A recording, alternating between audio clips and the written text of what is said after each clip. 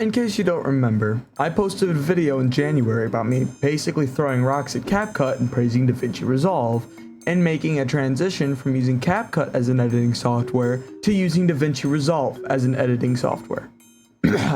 Also, stay tuned till the end, because I've got some more reasons why CapCut is a steaming pile of shit. The only way I knew about this software was when one of my friends, Sam, or TornStock2160, or Props, or whatever the hell, had made a video with me in it. When he showed me the video, I had asked him, what do you use to edit your videos? And that's when he told me, DaVinci Resolve, it's free. When he said this, I was hooked, but I never fully adapted, so I pretty much stayed away from DaVinci Resolve until CapCut decided to old yeller their software. Obviously, with this big of a change, I had no clue what I was doing for my first video. The first video I made using DaVinci Resolve, worst night shift I've ever worked, FNAF Help Wanted 2 Part 3, I had no idea what I was doing. There weren't any clues when you opened up DaVinci, so I was pretty much lost. I mean, the UI was really overwhelming and I didn't really know what I was looking at. The only thing I could figure out was importing media, and that's about it. So first impression, I wasn't very thrilled. Nothing was very familiar, so I did what any normal person would do. I looked up tutorials. As humiliating as it was, I watched a few tutorials and started navigating my way around. Also, for the record, do not edit in the cut tab. As fresh as it looks, it is horrible to edit videos in, especially long ones. Anyway, once I started navigating my way around the simple stuff, I started working on videos. I think it was literally one video later, or about 2 days later, after I was done with the worst night shift I've ever worked, I decided to try a brand new form of content. And my gosh, that was a great decision. Maybe one of the best decisions I've ever made. There's this one YouTuber that I was obsessed with. He makes funny videos while also being insanely informative, while editing his videos in ways nobody else does, while also editing for one of the biggest YouTube channels ever, Mr. Lixian. Once I watched his videos, I wanted to try and edit a video in his style. Fast forward to January, when I made my switch, I'd spent about 13 hours editing my CapCut is horrible, so I'm switching to DaVinci Resolve video. And I started editing that video on the 16th. I got finished with the video on the 18th. Within 2 days, I had edited 13 hours of a video.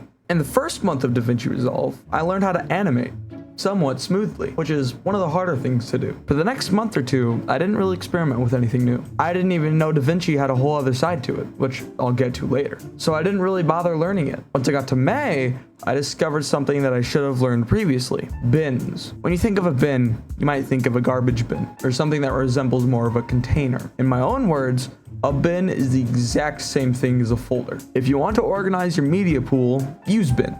They're lifesavers. Obviously, this is just preference, and you don't need to use them, but I think it's something that needs to be talked about a lot more. Also, in May, I discovered that you can link clips. It's not like merging video clips. Guys, it's exactly like merging clips. When I was editing my Poppy Playtime Chapter 4 full game video, I had to manually select my face cam, my raw footage, and all of my audio tracks for every single cut. Now, it'd be one thing if this was a small recording, but no.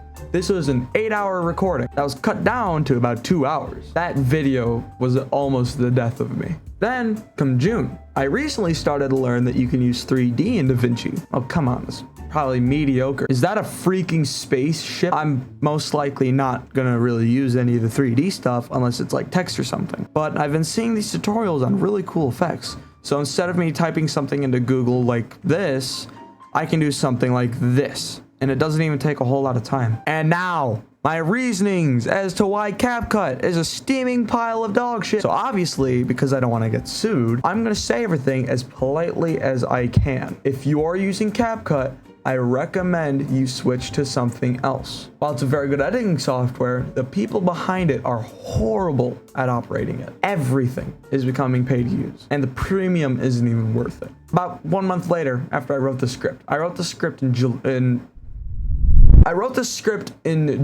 and CapCut did something even more stupid. You hereby grant us an unconditional, irrevocable, non-exclusive, royalty-free, fully transferable, including some licensable, perpetual worldwide license to use your content. That doesn't sound fun, right? Yeah, well, that's exactly what CapCut is doing. I mean, this is robbery. This is horrible. This is diabolically evil. I don't mean to rant, but are you serious? If this isn't your sign to switch editing softwares, I have no clue what is. Personally, I definitely recommend InShot for mobile users. InShot is basically the steroid-free version of CapCut, but it does get the job done. Sure, I haven't used it in 2 years, but my golly, it was such a good editing app. And if you're on PC, I very much recommend DaVinci Resolve. Oh, and I left out the best part for last. Termination for any reason, no refund guarantee. We reserve the right to suspend or terminate your account with or without notice at any time for no reason or any reason. So they can just get rid of my CapCut account for literally no reason. They own all of my content made with CapCut, and then they can literally old yeller my ass for zero reason. What? So basically, at first, I didn't want to try it. I was gonna stick to CapCut. Then, when the shit hit the fan with CapCut, I pretty much had to switch to something else, and I pretty much just stuck with CapCut. Then, once I faced my greatest fear, I learned that it's not too hard to use DaVinci. With enough tutorials, anything is possible.